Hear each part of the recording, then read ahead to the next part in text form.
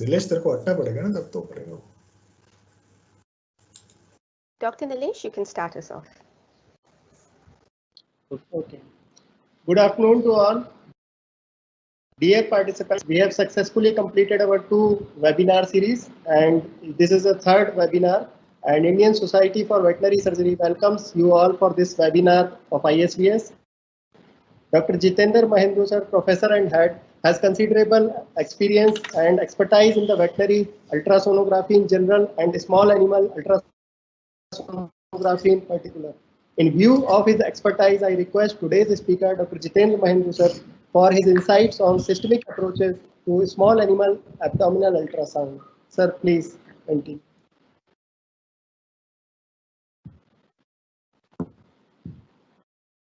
Thank you, Dr. Deepak. I think I am visible and audible to all. So I would like to speak on systematic approach to small animal abdominal ultrasound today. So before I start the webinar, I would like to pay a tribute to our beloved late Dr. Kirti Dua, who was Professor Veterinary Medicine, Gadwaso, Ludhiana. He recently passed away. So on my personal behalf and on behalf of Indian Society for Veterinary Surgery, I would like to pay a tribute to Dr. Kirti Dua. Now we can start with the webinar.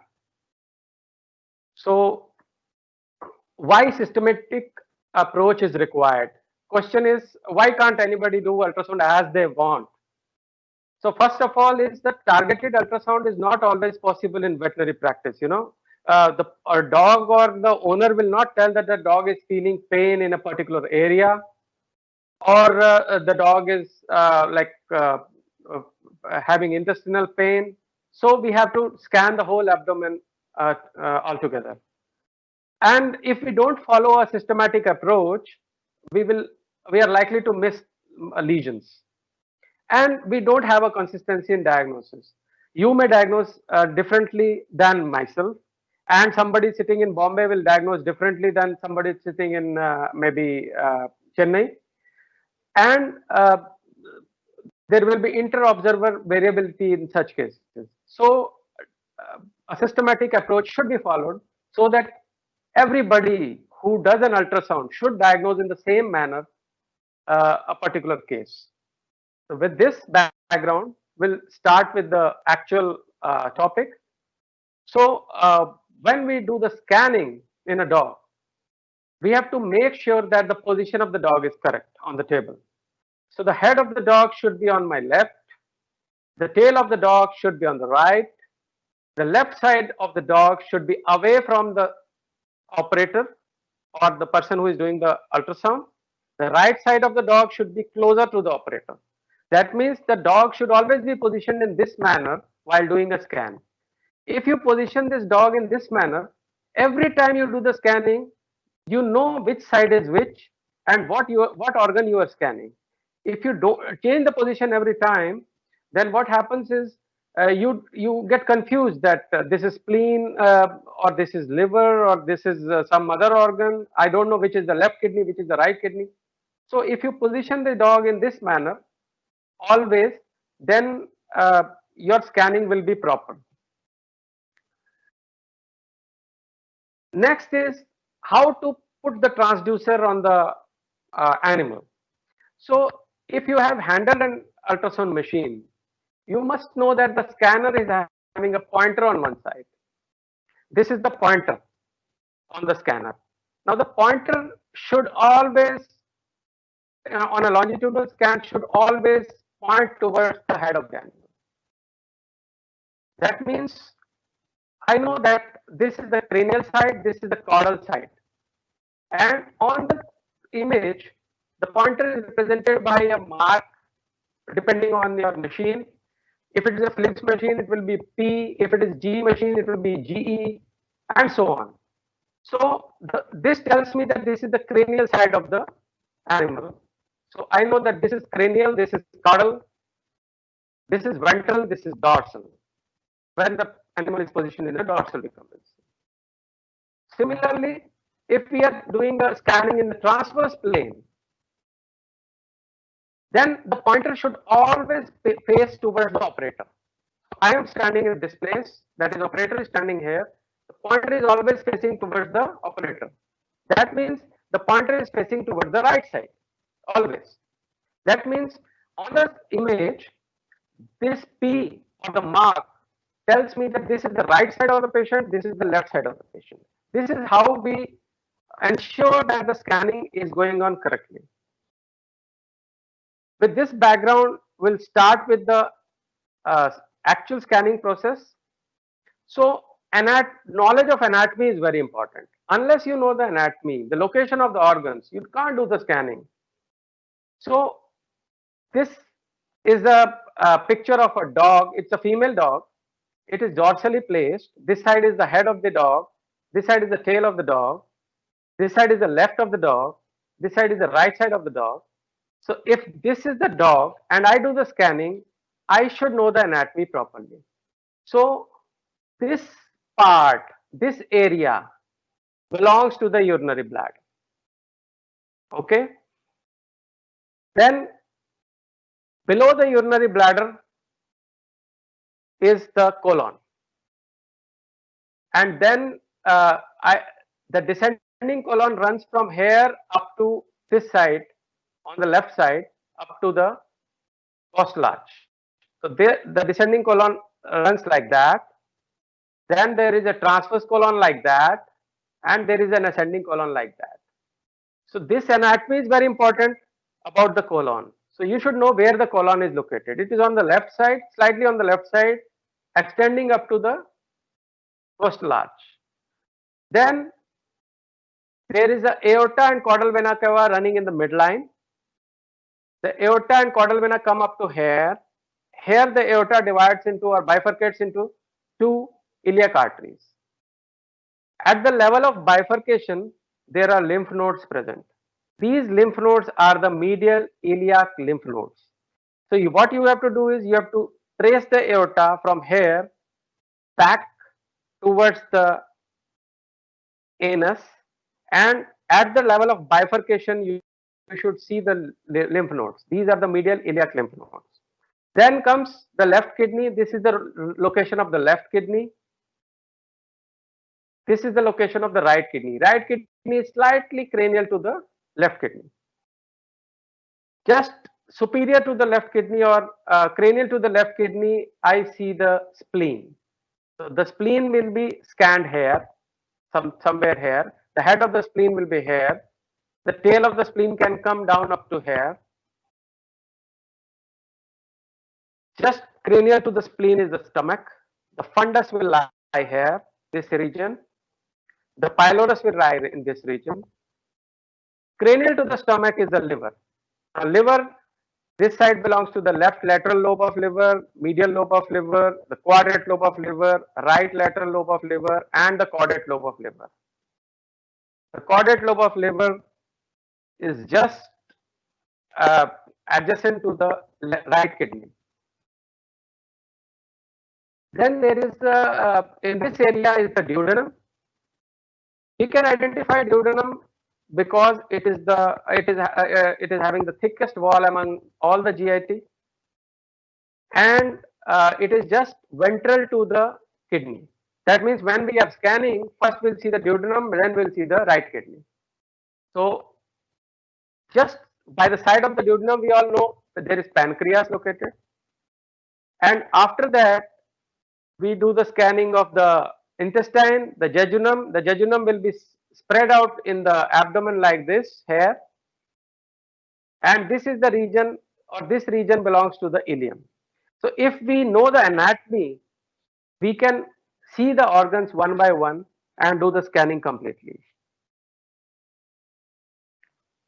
So whenever you do systematic scanning of abdomen, you have to see the organs in a systematic manner. That means you should not miss any organ. If you miss any organ, you are missing a lesion. So I will talk about both males and females together. So first, what I do, or my technique of scanning is, I start with the urinary bladder. So when I scan the urinary bladder, this is where I scan the urinary bladder. This is a male dog. I scan the urinary bladder in a longitudinal plane like this and a transverse plane like this. Now I hope that my video is also visible to you. So I will show you how to do the scanning actually. So when I see the urinary bladder, I do not press much. If I press too much, I just make the urinary bladder to collapse. So I'll not press too much. And when I scan, I don't scan in a particular single plane. I will have to fan the transducer. If my image is visible, I will show you how to do the scanning. So when I do the scanning of the urinary bladder, I have to fan my transducer like this. So the transducer has to be fanned like this and like this so that I scan the whole urinary bladder at a go. I can't miss any part of the urinary bladder because the stones may be lying at any one corner of the urinary bladder, or there may be a lesion in the at any one corner of the urinary bladder and I may miss the lesion. So what I do is I scan the urinary bladder, I fan the urinary bladder completely. So when I fan the urinary bladder, I will see the urinary bladder. It will be fluid filled. It may be distended. It may be collapsed, but I can see the urinary bladder. Now I can find some blood clots in the urinary bladder like that. The blood clots, how do I know these are blood clots? Because there is no acoustic shadow associated with them. There is a tissue mass here. Then I can see some cystoliths. These are stones. These are associated with acoustic shadow. I can also see some sediment or debris in case of cystitis, where I can see the sediment or debris filling half of the urinary bladder. And how do I know this is sediment is, I just agitate the urinary bladder. I take the transducer and just agitate the urinary bladder like that. And when I agitate the urinary bladder, the sediment will swirl around. And I know that this is sediment in the urinary bladder. Then I can also diagnose a case of transitional cell carcinoma. The dog will come to you with bleeding from the urinary tract or maybe hematuria. And when you do the scanning, you see that there is a tissue mass adherent to the wall of the bladder. Usually transitional cell carcinomas live in the neck of the urinary bladder. So I know that possibly this is the transitional cell carcinoma. So I change the position of the dog to see that whether the whole mass tissue is fixed to the wall or gets separated out from the wall or not. I can also pass a catheter while doing the scanning and take a 50 ml syringe, fill it with saline and just flush the bladder while seeing on the screen. And if it is a clot, it will start swirling around. But if it is a tissue mass attached to the bladder wall, it will not detach from the bladder wall. That is how I know that this is a tumor of the bladder.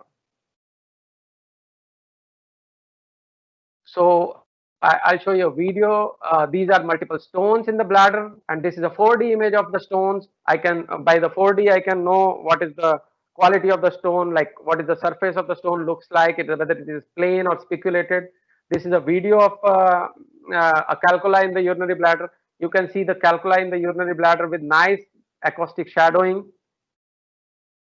So nice shadows are seen.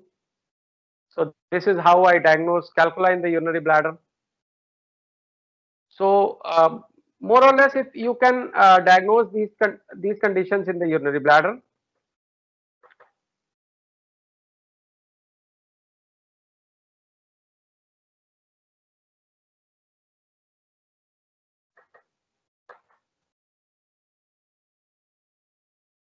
Excuse me, there is some problem. Then I come to the prostate. So for prostate, as we all know that the prostate lies on the neck of the urinary bladder. So prostate, this is the longitudinal plane, how we scan the prostate. This is the transverse plane, how we scan the prostate.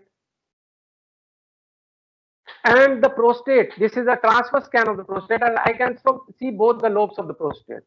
The prostate should have a uniform ecotexture. It should not have any cavitations, any calcifications, any hyperechoic areas or hypoechoic areas. So the prostate should always have a uniform ecotexture. The size of the prostate should not exceed 5 centimeter in any case. Even if it is the biggest of the dog, the size of the prostate should not exceed 5 centimeter. Normally, in a 20 kg dog, the prostate size will be around 2.5 to 3.5 centimeter. I don't mind that. But if the prostate size of a 10 kg dog is 4 centimeter, I know that the prostate is enlarged. So that is how we see the prostate. And again, the scanning of the prostate, again, I will try to show you. If I am scanning the prostate at the neck of the bladder like that, I will just fan the transducer like that so that I see the whole prostate and I don't see only a single part of the prostate. Unless I do the fanning, I can't see the whole prostate. So fanning is very important aspect of ultrasonography. If you don't fan, you are missing lesion. So you can see the prostatic abscesses. The prostatic abscesses will or cysts. We can't diagnose it as a cyst or an abscess unless we aspirate. But prostatic abscesses and cysts will look like these. These are cavitary lesions in the prostate. Just see that the ecotexture is no longer uniform. I can see the hypoechoic or anechoic areas in the prostate. This is a benign prostatic hyperplasia. The size of the prostate has increased, but the uniform ecotexture is still uniform. And in case of prostatic carcinomas, there will be calcification in the prostate. You can see the acoustic shadows like this. This is a beautiful picture of acoustic shadows in the prostate. Then comes the colon. I told you the colon lies just ventral to the urinary bladder. Sorry, dorsal to the urinary bladder, because we are scanning from the ventral aspect. So this is the urinary bladder and this is the colon. The colon wall should be uniform, should be thin, about 2 mm in thickness, and you should not be able to see the second wall or the distal wall of the colon. The nearest wall of the colon is only visible on the scan. If the colon wall is thickened like this, this is a beautiful picture of pythiosis, that is fungal infection of the colon. We had diagnosed this case. This is a fungal infection of the colon. The wall is thickened like this, and you can see that the lumen is very thin and only the wall is visible. So this colon wall can be thickened in case of pythiosis. It can also get thickened in case of colitis. This is a case of colitis where the colon wall is thickened. I can see the distal wall as the proximal wall, and the colon wall is around 4 to 5 mm or maybe 6 to 7 mm thick in case of colitis. And you can, the case will be presented to you with blood in the stools, or the animal is passing loose stools with blood. It may be a frank blood, it may be stools mixed with blood, but you can see fresh blood in the stools and you suspect a case of colitis. So when you do the scanning, if the colon wall is thickened like this, you can definitely suspect a case of colitis. You can take a biopsy of the colon and confirm it. After the colon, in females, we can see the uterus. Uterus is again ventral to the, dorsal to the urinary bladder. And when we scan from the ventral aspect, we first see the urinary bladder and then we see the uterus. Normally the uterus is not seen at all. In a healthy animal, the uterus is so small or so thin that you will not be able to appreciate the uterus at all. But in case of pyometra or in case of pregnancy, you will start seeing the uterus. So in case of pyometra, this is a beautiful picture of a live and dead fetus I have taken from some book. This is a live fetus. You can see the fetus and there is fluid around the fetus, and this is a dead fetus and you can't see any fluid around the fetus, and you can see some gas there. So you can differentiate between a live and dead fetus. Of course, you can see the heartbeat also, and this is a very early pregnancy. And if you carefully see, I'll put my pointer there, and you can see the heartbeat of the fetus here. It is very early pregnancy, around 20 to 24 day pregnancy, and I can start seeing the heartbeat as early as 20 to 24 day of pregnancy. If you see carefully, you can see the heart beating here. There, that is the heart beating. So this is a very, very, very early pregnancy, around 20, 24 days. And this is another case of early pregnancy. And you can see the heart beating here.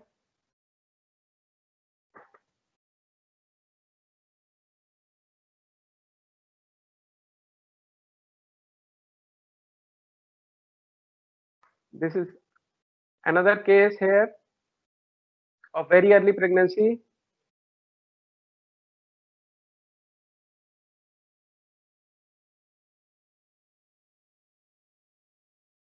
And this is a case of a late pregnancy, around 45-day pregnant animal. And you can see the heart very nicely beating. This is very simple and very easy technique to diagnose livability of the fetus and the fetal health. Further advancements are there. You can see you can do Doppler studies to see whether the supply of the blood to the fetus is okay or not. And this is a picture of pyometra. You can see the uterine horns dilated, multiple loops are seen with anechoic fluid. This is a video showing pyometra. These are the uterine horns with thick wall, and you can see the multiple loops here. So this is how we diagnose pyometra on dogs.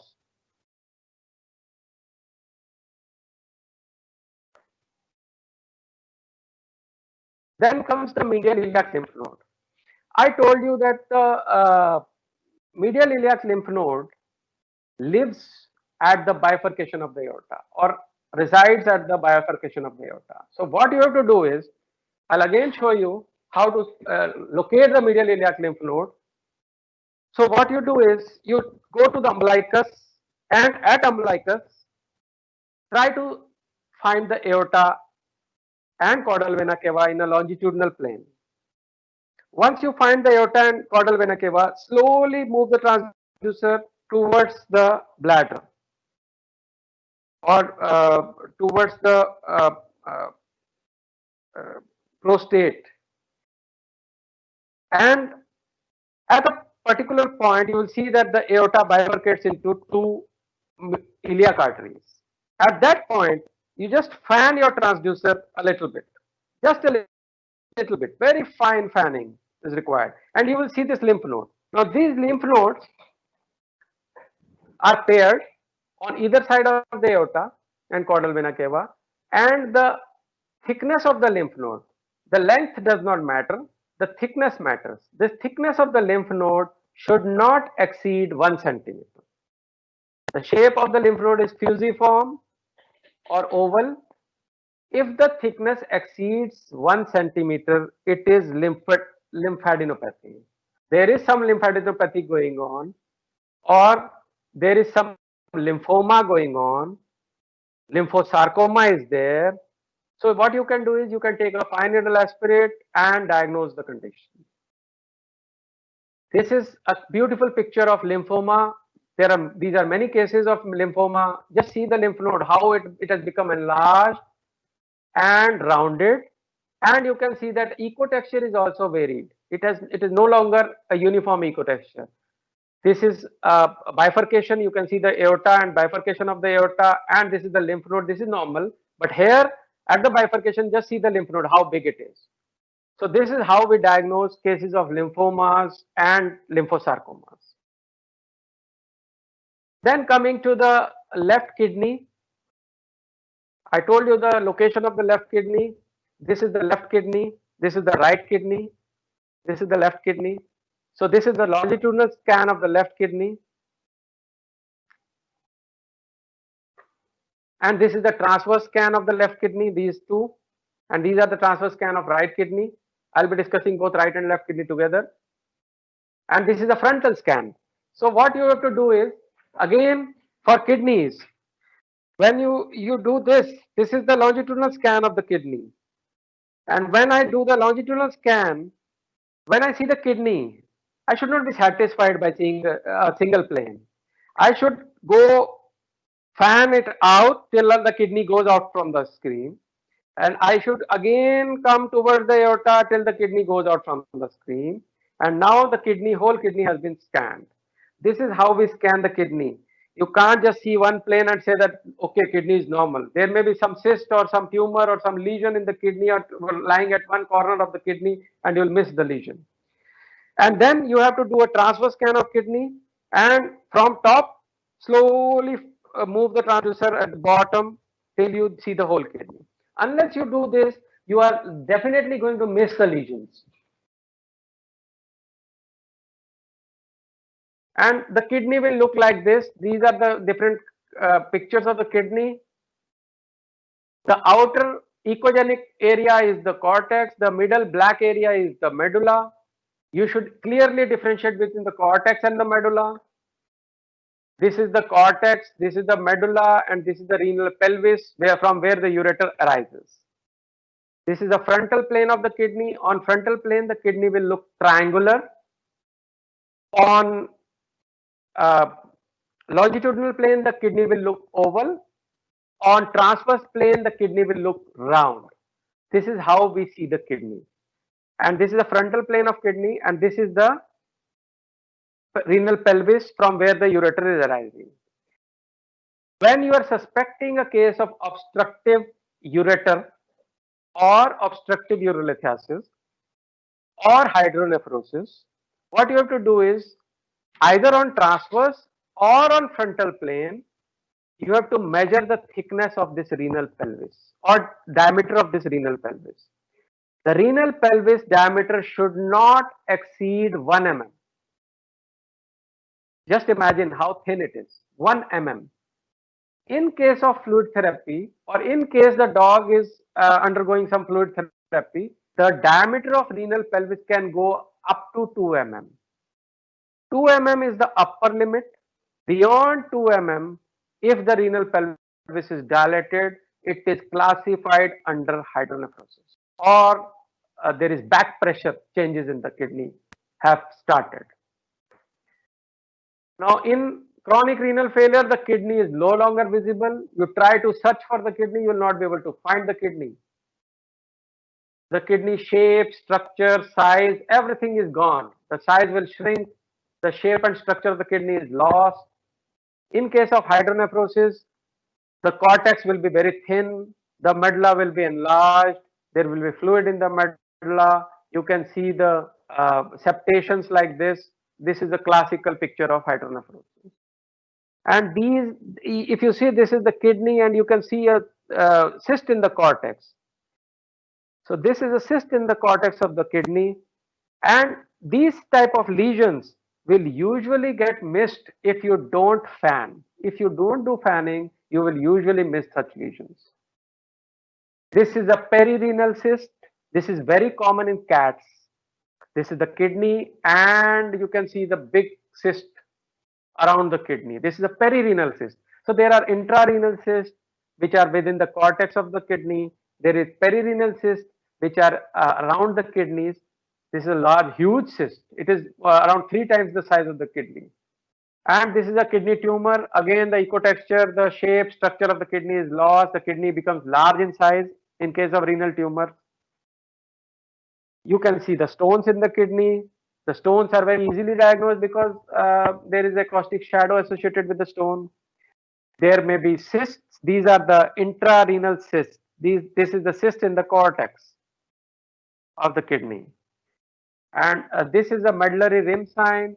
In India, medullary rim sign is not very common because the medullary rim sign is a very classical picture seen in ethylene glycol poisoning.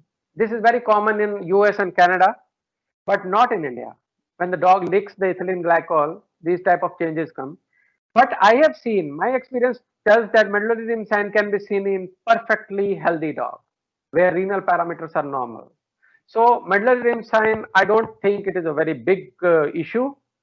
But yes, if it is there, you should definitely ask for a kidney function test to be done. This is a case of hydronephrosis. The cortex becomes thin, the medulla is dilated, fluid filled like this. So that is about kidney. Then comes the adrenal. This is a very tricky part of the ultrasound. The tricky part of adrenal is, till now we know that adrenal or we have learned that adrenal is lying on the top of the kidney.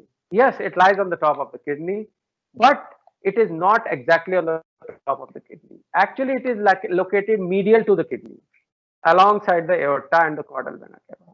So how to locate the adrenal? If you see the kidney, you will not be able to see the adrenal. So how to locate? So I will tell you the trick how to locate the adrenal. If you are able to see my picture, you have to put the transducer and locate the kidney. Locate the left kidney like that,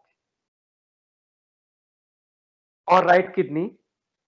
And once you locate the kidney, fix the kidney so that it is fixed on the screen. I can see the kidney on the screen. I will fix the kidney such that the cranial pole of the kidney is in the center of my screen. That means I am seeing only half of the kidney, only the cranial part. I'm not seeing the caudal part of the kidney. And then I will slowly, with very slow movement, I will fan the transducer like that towards the aorta to see the aorta. If I see the aorta, at that point I should see the adrenal. Adrenal is seen as a bean-shaped structure like this. This is the adrenal. It is having a hyperechoic center and a hypoechoic periphery. This is a classical picture of adrenal. So you should be able to identify the adrenal. I know that if I follow the rules of ultrasound, I know that this is the cranial part of the adrenal, this is the caudal part of the adrenal, this is the caudal pole of the adrenal. The thickness of the adrenal at the caudal pole, this thickness should not exceed 7 mm. 7.5 mm some books say, but 7 mm I say 7 mm. Anything above 7 mm or maybe 7.5 mm, you should consider it for Cushing's disease or hyperadenocorticism. This is the adrenal. This is a zoomed up picture of the same adrenal, and this thickness of the adrenal should not exceed 7.5 mm. And this is a classical Cushing's disease, and this adrenal has become dumbbell shaped. Two nodules are seen, one at the caudal pole, one at the cranial pole, and the thickness of the adrenal at the caudal pole, if you see, it is 10.4 mm. It is Cushing's. This is how we diagnose Cushing's disease. And this is a beautiful picture of a tumor, adrenal histiocytic sarcoma. This I have taken from internet. This is the cranial pole, and this is the caudal pole, and just see how big the caudal pole is. Now I know that this is an adrenal tumor. Now this is the adrenal carcinoma. Adrenal carcinomas usually will have a calcification, and you can see that there is calcification with a distal acoustic shadow. I know that this is a possible adrenal carcinoma. You can't be very sure unless you do a fine needle aspiration, and fine needle aspirations of adrenals are very tricky because there is a chance that animal may go into shock. So you have to be very careful about doing a fine needle aspirate of adrenal tumors. But yes, it can be done. This is a case which we have seen. This is the left adrenal. This is normal, very beautiful left adrenal. And this is a tumor of adrenal. This is the cranial pole, and this is the caudal pole. Just see how big the tumor is. And you can see that there are multiple hypoechoic lesions. This is a case which we diagnosed at Gadwasu, Ludhiana. And this is another case which we diagnosed. This is a adrenal tumor, and this is a huge tumor. And these are usually pheochromocytomas. The adrenal tumors are pheochromocytomas. Pheochromocytomas have a character that they invade into the blood vessel. So this tumor is invading into the caudal vena cava, and you can see that the blood vessel is compromised and blocked. It causes thrombus in the caudal vena cava, and the venous return is hampered. So this is a pheochromocytoma which we diagnosed at Gadwasu, and this is another case of pheochromocytoma. This I have taken from the internet. So that about adrenal. Coming to the spleen. So the spleen, this is the spleen. The spleen is divided into three parts: the head of the spleen, the body of the spleen, and the tail of the spleen. Now you should know the anatomy. Where is the head? Where is the body? Where is the tail? So if I do the scanning from my left side, if I scan outside like that, going outside, this is the head of the spleen. If I scan over the stomach or near the stomach in the middle, that is the body. And if I scan towards the midline, that is the tail of the spleen. I should know how to differentiate between the head. Head is just outside toward the left side, laterally. The body is where the hilus is there, where the blood vessel enters into the spleen. That is where the body enters. Sorry, the blood vessel enters. And the tail of the spleen, this is the tail of the spleen. The spleen should have a uniform ecotexture. So there may be splenic abscesses like this. There may be splenic nodules. These are benign nodules in the spleen. These are very discrete nodules. The spleen can be enlarged. This is called a splenomegaly. So how do we know that spleen is enlarged? At the hilus, measure the thickness of the spleen. If the thickness exceeds 3 centimeter at the hilus, we know that it is enlarged. That is how we diagnose splenomegaly. Spleen can be enlarged grossly. You can see the spleen up to the urinary bladder, maybe up to the pelvic inlet. No need to measure there. But in case you are doubtful, you can measure the thickness of the spleen. If it is beyond 3 centimeters, you definitely know that it is splenomegaly. This is a ruptured spleen. Sometimes you will get dogs which have met with an accident, and you will see such break in the spleen, and you will see some hypoechoic areas in the spleen. This is rupture of spleen, and usually this is associated with free blood in the abdomen.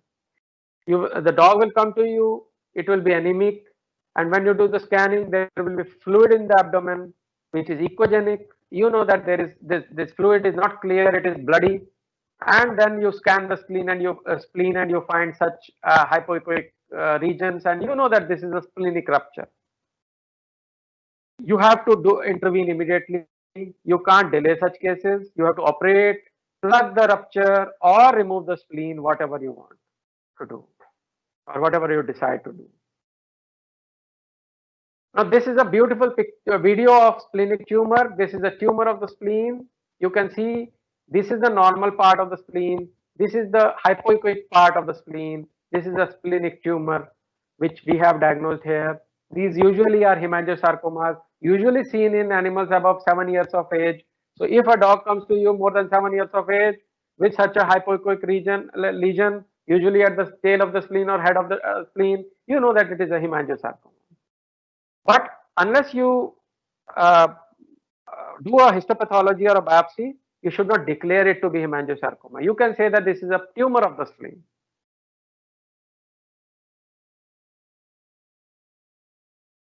Splenic torsions, very rare, very difficult to diagnose. But yes, you can diagnose splenic torsions. The spleen ecotexture will be showing dashes like this. You will see small, fine, white hyperechoic dashes.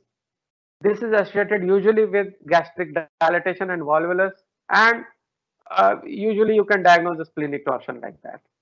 Splenic calcifications can be seen. This is the spleen having multiple calcified areas, and if you find this, I don't mind spleen being calcified. It is just a incidental finding. But if I see the calcification, I will evaluate the adrenal.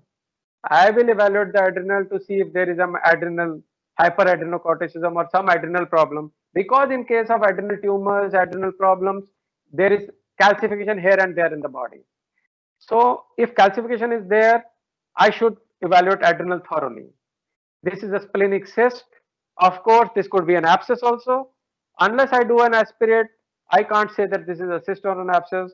I can get an idea about abscess by seeing the total leukocyte count. In abscesses, or closed cavity infections, the total leukocyte counts are very high. There will be high neutrophil count, and I can know that this is a possible abscess. But yes, I need an aspiration to confirm whether it is a cyst or an abscess. This is infarct of a spleen. This I got from a human literature. I could not find a infarct in veterinary medicine literature. There may be some report, but this is a picture of infarct. It looks very similar to the rupture of spleen, but there will be no history of trauma. There will be no free fluid in the abdomen, and this is how infarct looks like. And this is a beautiful picture of a tumor in the tail of the spleen. This is a big tumor, and just see that this is the spleen and this is the big tumor, and there is free fluid in the abdomen. And if you see carefully, the fluid in the abdomen is echogenic. I can see echogenic particles. I know that this is bleeding, and this is bleeding means this is possible hemangiosarcoma. So after spleen comes the stomach.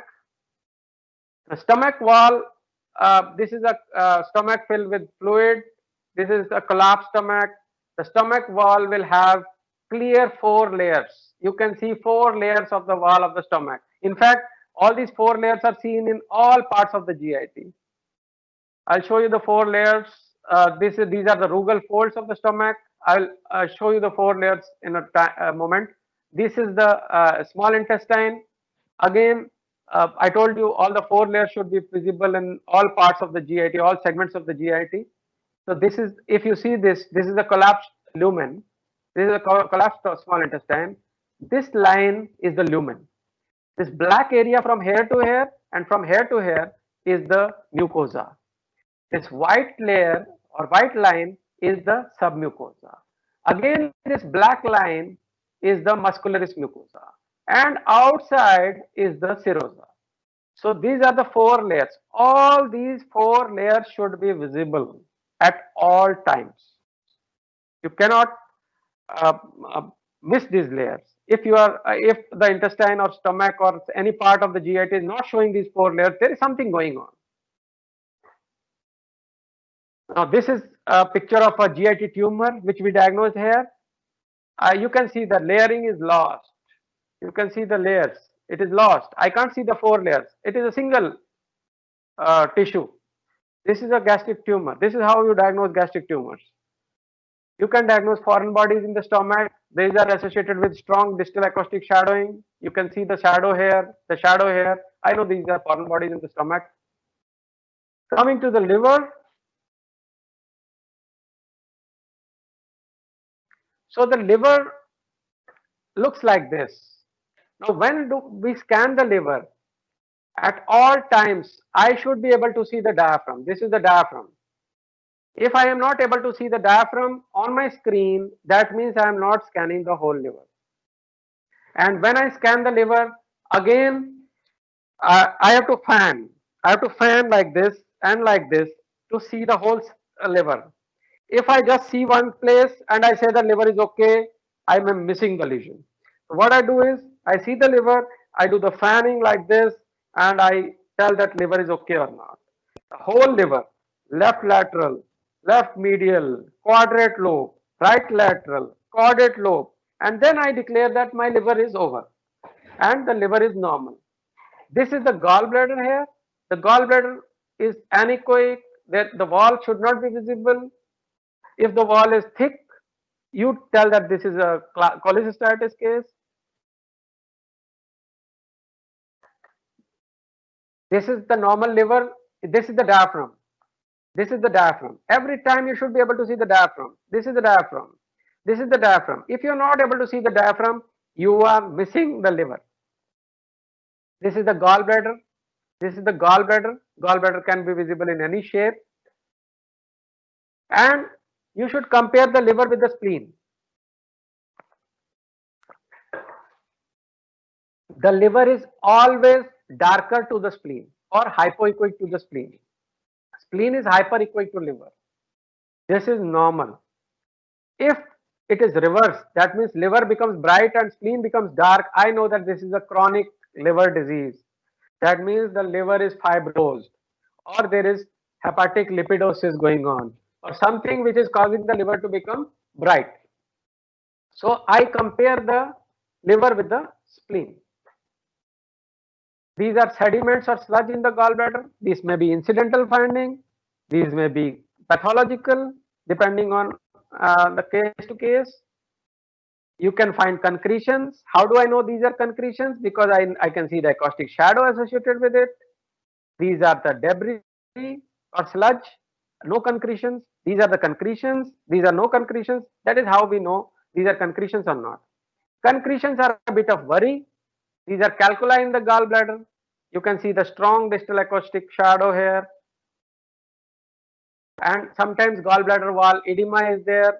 The gallbladder wall is thickened. You can see 2 layers of gallbladder wall, double layered gallbladder wall.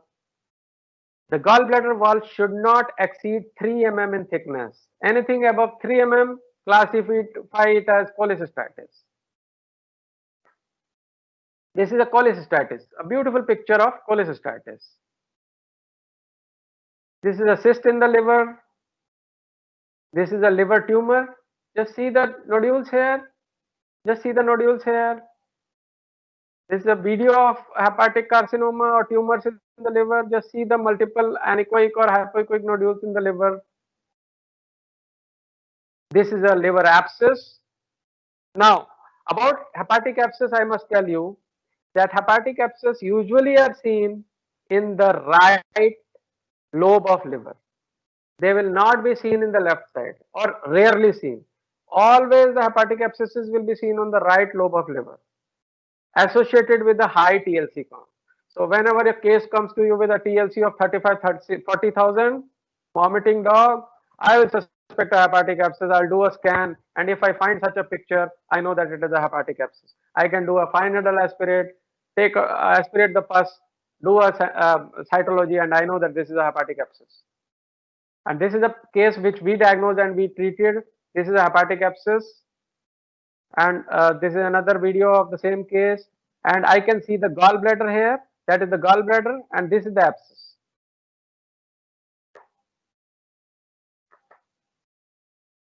And this is another case of hepatic abscess. Just see the abscess here. And this is the gallbladder. Gallbladder and abscess both are seen together on the same screen.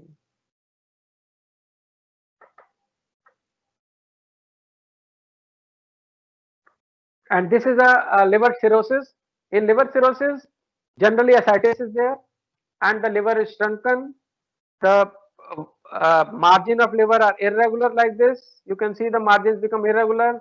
The liver becomes hyperechoic in general. And I know that this is a case of liver cirrhosis. And this is a beautiful picture of hepatic congestion. The hepatic veins, the portal veins are congested. And I will show you a video of hepatic congestion. This is a video of hepatic congestion.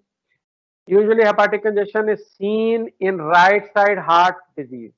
So if I see a hepatic congestion like this and I see ascites like this, I will evaluate the heart. I know that the problem lies in the heart, because in right side heart failure, there is peripheral pooling and congestion of the caudal vena cava and the hepatic vessels.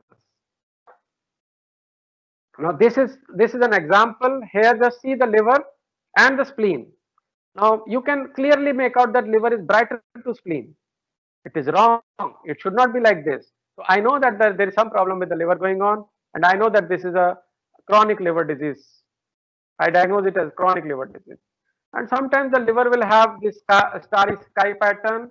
You can just see the liver with small fine nodules like this. These are usually seen in acute hepatitis, but also in fasting liver, toxic shock syndrome, leukemia, right side heart failure, and very rarely you can see in healthy liver also. So this is all about liver and gallbladder. Coming to the duodenum. The duodenum is, I told you, the thickest part of the small intestine or GIT. Even it is thicker than the stomach also sometimes, the stomach wall.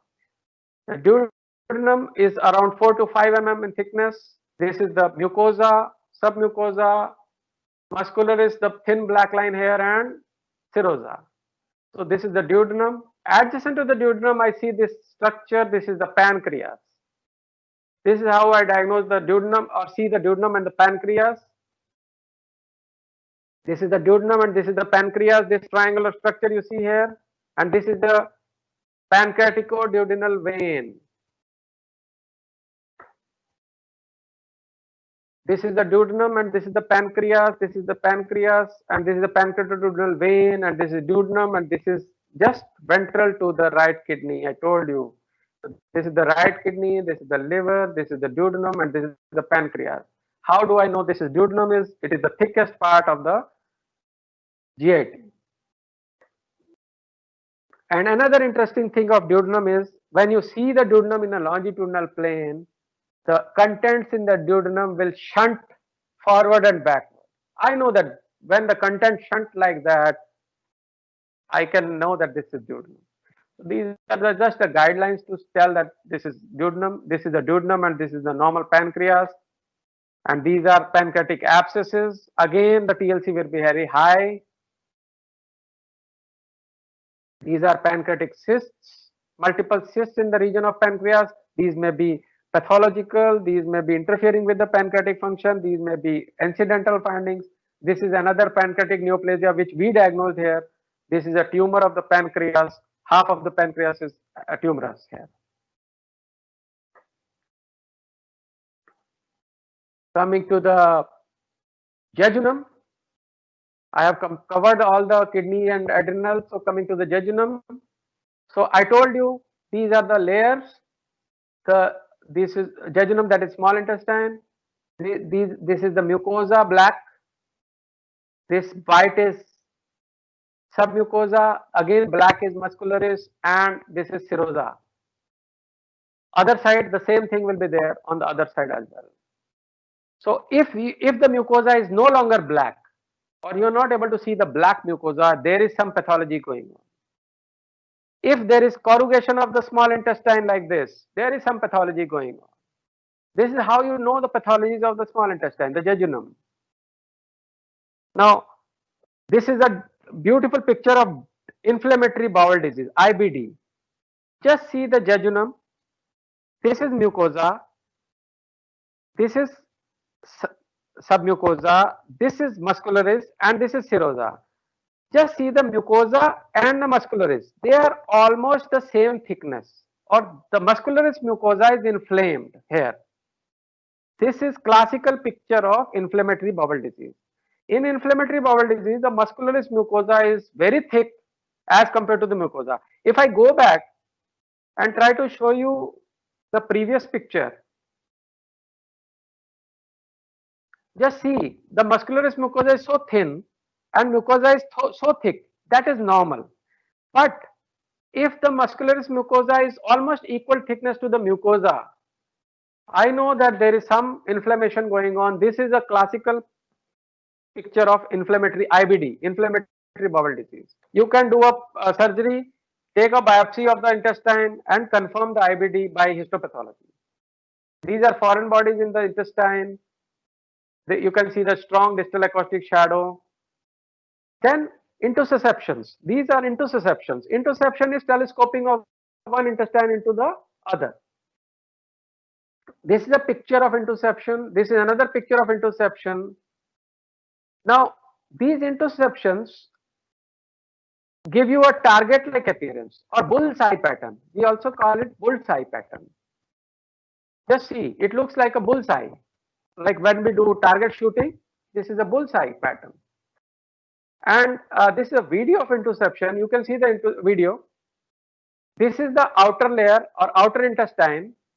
If I freeze the picture here, this is the outer layer of the intestine or the intussusception, which is receiving. This is the inner layer, that is intussusceptum, which has gone inside. And this is the mesentery, right? This is mesenteric fat. These are the mesenteric vessels here. So this is the intussusception, intussusceptum, and the mesentery. This is how you know that this is intussusception.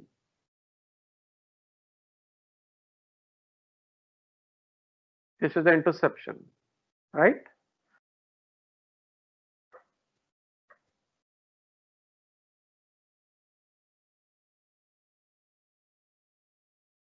this case only a day before yesterday. This case came to us.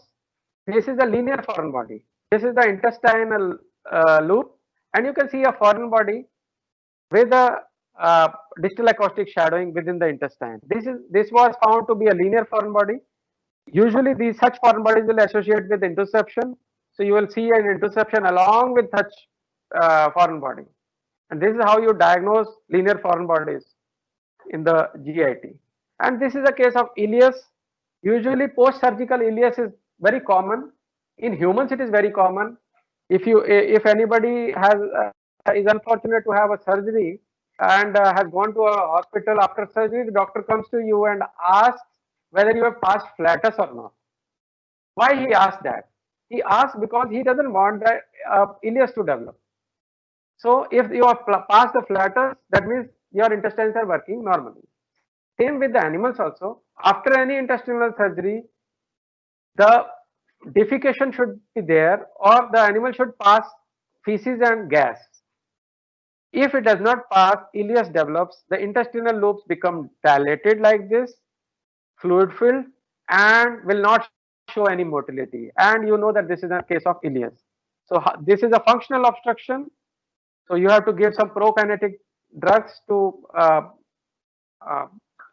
improve the condition. So this is a just for record. This I have taken from some books. The thickness of the stomach wall is 3 to 5 mm in dogs, 1.1 to 3.6 mm in cats. The duodenal wall thickness is the maximum of the GIT. You can just see the thickness of the duodenal wall. The small intestine wall is like this. Colon wall is 2 to 3 mm. That is the thinnest. So that is how you can make out that these organs are normal or not. And the last one is the jejunal lymph node. The jejunal lymph node is a long lymph node which is seen at the mesenteric root. This is a very long lymph node. This is a paired lymph node. This usually is very easily seen in pups about 6 to 7 months. You can see easily up to 6 to 7 months. But beyond 6 to 7 months, it may be difficult to see. But in case of any lymphadenopathy, maybe a lymphoma, lymphosarcoma, these lymph nodes get swollen up, and you can actually see these very thick enlarged lymph nodes. So again, the lymph node thickness, the upper limit is 1 centimeter. Anything more than 1 centimeter thick is pathology. So this is how we diagnose lymphomas, GIT lymphomas. This is another jejunal lymph node. Just see the jejunal lymph node. It is a long lymph node. Here the jejunal lymph node is reactive. You can see that it is no longer uniform in architecture, and you can see some black areas like this. So these reactive lymph nodes can be seen in enteritis, gastroenteritis, or parvoviral infections. So with this, we have completed a systematic scanning of canine abdomen. Now, my technique of scanning is start from the urinary bladder and go around like this. But you can even start from gallbladder. Let us say you start from gallbladder and go around like this. But you have to complete this circle. If you don't complete this circle, you are missing the lesions. So it is very important to scan every organ in a deliberate manner. You can't miss any organ. Make a record of all the organs, and you will definitely find the lesion very easily. Thank you very much. Questions are most welcome.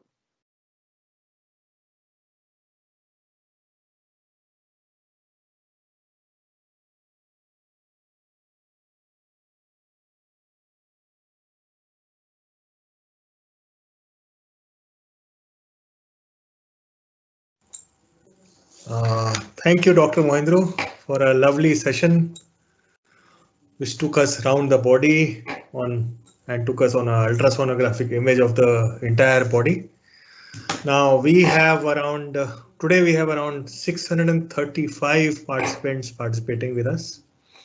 And if you look at the questions, many of the questions seem very new to the sector. So I feel that there could be a requirement wherein Dr. Mohindru has to take another session, sit back with probes, how to start with the machine, how to locate organs, because the fundamentals some people need insight into those areas also, which is very easily visible from the questions.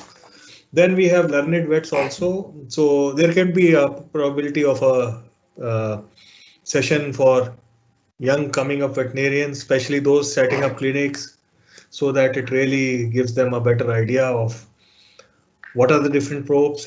Still, but I'll say that Dr. Mohindru can throw some light on it, and then I will move further with more detailed questions. Sure. Dr. Mohindru. So, see, I gave this presentation with the presumption that everybody who is attending this should be having some basic knowledge of ultrasonography. Yeah. So, true. I hope that everybody would have a basic knowledge, and I would add upon their knowledge. But if anybody has any questions about the basics, they are most welcome to ask the questions. I am here to present. One of the questions is how to differentiate between a live and a dead fetus in a dog in an ultrasound. So that I have already shown in the image, that a live fetus will have fluid around it, the heart will be beating, and in occasional cases you should be able to see the movement of the fetus as well. So if you are not able to find the heart, or in some cases if you are not able to see the fluid around the fetus, it is probably dead. That is how very easy way to make sure that this is a live or a dead fetus. How can we differentiate between a chronic renal failure and a renal tumor? Chronic renal failure, the kidney is small in size and it has lost all its ecotexture and architecture. You can't see the corticomedullary differentiation anymore.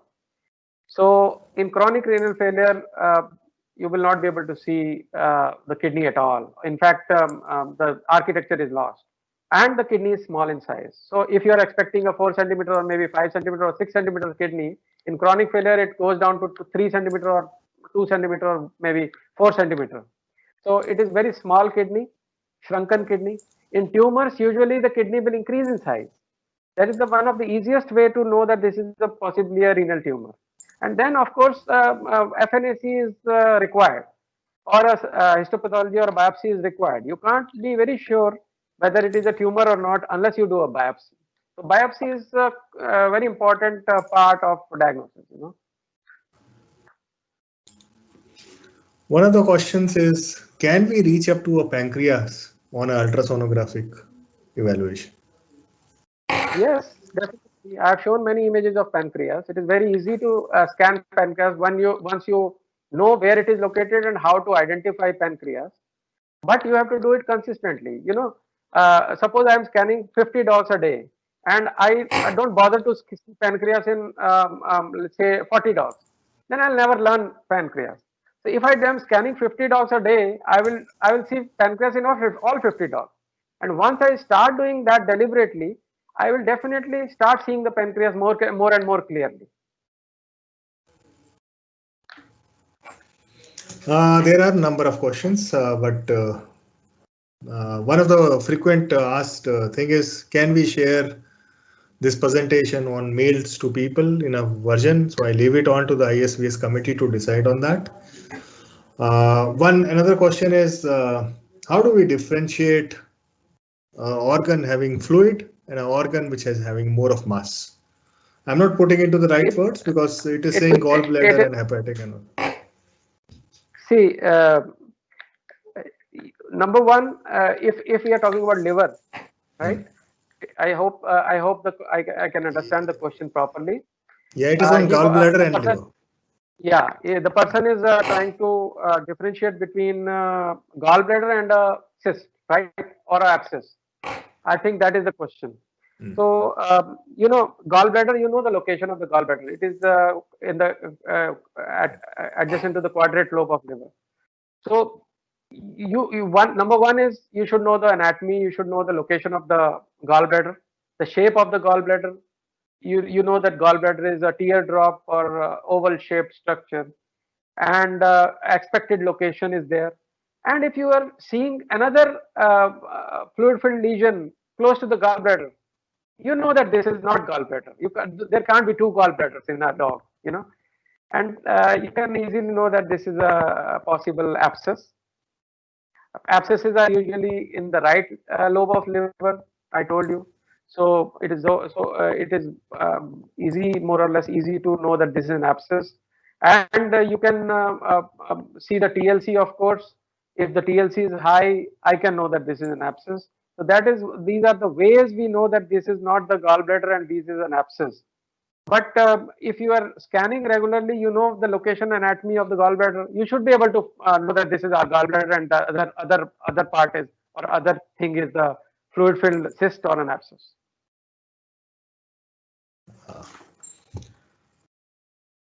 These are broadly the questions. I thank Dr. Mohindru for his time and sharing his expertise with all of them. All people who need further assistance can get in touch with Dr. Mohindru directly. One of the other questions is that can we access this video later on, or there are questions saying that we have not been able to watch from the start. So let me say to all the viewers that these videos will be available at the same site for the next 30 days.